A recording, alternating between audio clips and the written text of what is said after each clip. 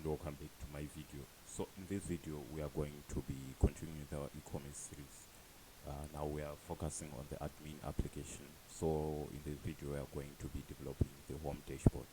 So inside your widgets, just go inside this widgets folder. If you don't have one, just make sure that you create one, and then I'm going to just name this file home dashboard widget.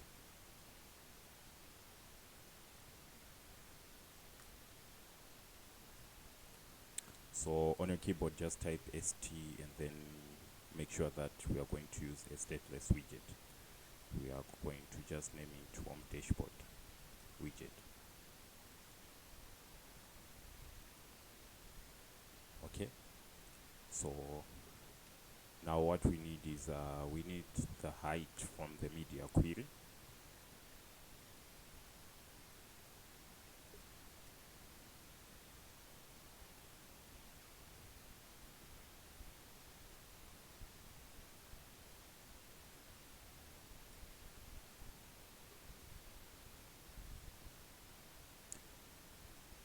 We also need the width from the media query.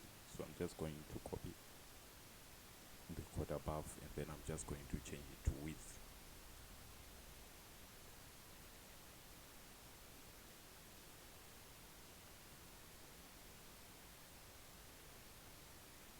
Okay, so what we are going to just do is we are going to just return a sized box widget. So let's return a sized box widget. Then let's give it a height of 0.55 of the entire screen, right? And then the child for this is going to be a grid view.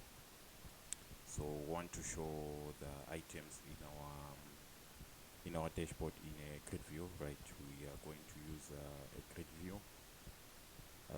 We don't need the builder since we are not going to get any data from the database.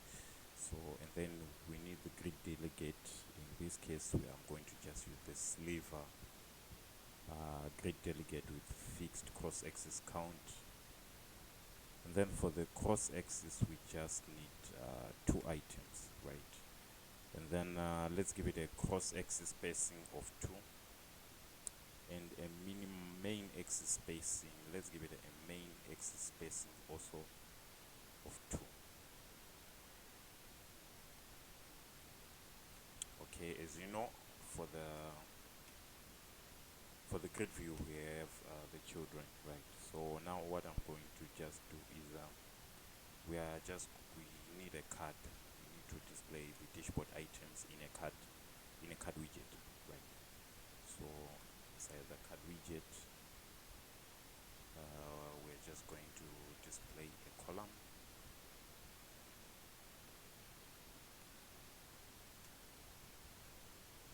And then it's going to be a text. Then for this text, I'm just going to name it products. Okay. Then let's style our text widget with a text style.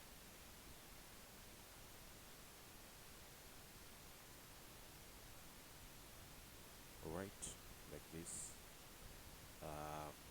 We need a color. Let's just give it a color of black. And then a font size of 20. And then a font weight of bold.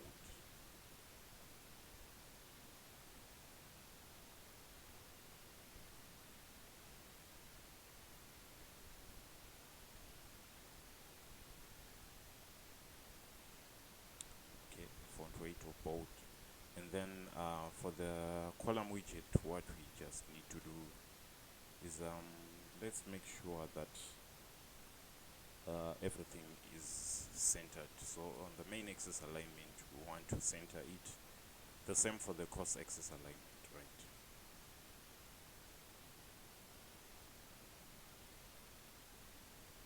Right. Now that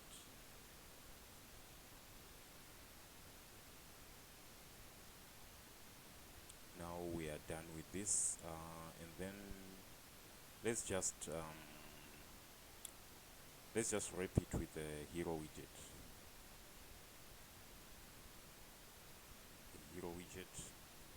And then the hero widget also takes in a tag. You need a tag, and then the tag is going to be products, like this, right?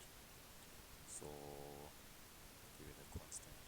All right, so it's going to be similar with other options on the dashboard. So let me just copy it and then paste it 4 times. Okay, so we have the first one is products, the second one is payments. So let's just change it to payments. Then also here let's change it to payments. All right. The third one is going to be analytics.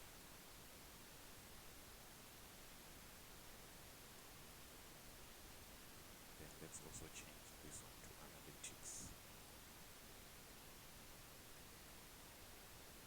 And then the fourth one is going to be orders. So let's just change it to orders.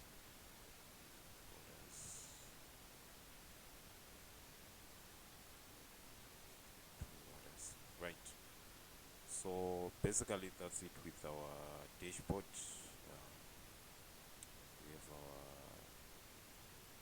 that's basically it with our dashboard. So let me just run our emulator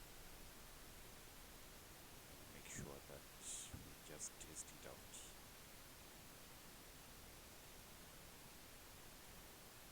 Okay, somehow the iOS is not starting, so let me just use the Android emulator. Alright, so in our if we go in our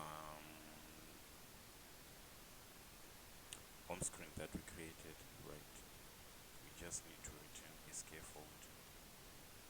App bar is supposed to be app bar, and then we give it a title text. It's going to be dashboard.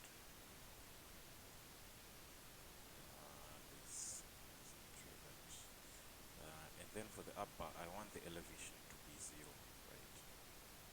And then for our body now, we can just pass in the home dashboard widget like this. Okay, right. So now we can even run it on our emulator.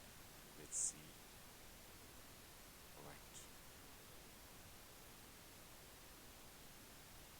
So now it's launching.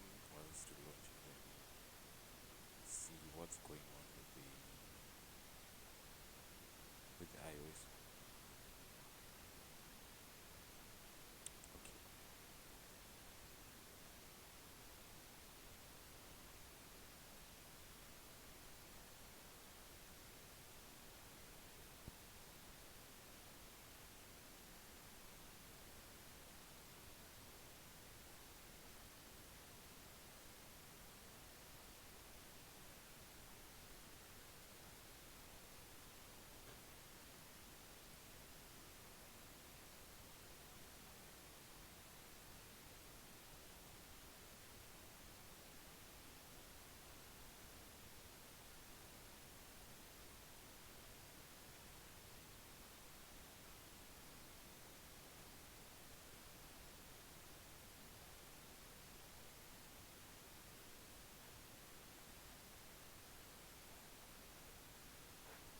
So that the emulator is finished loading. Now you can see our dashboard now. We now have a dashboard, but unfortunately it's not displaying our text. So let me just go to our home screen. Let's make sure that we change this dashboard, and the style is going to be text style, and then the color, we are just going to change the color to colors dot black. Okay, now if we go back now, we can see that it's up here. So in the next video we are going to be retrieving products from our database, and also making sure that we add products to our database also.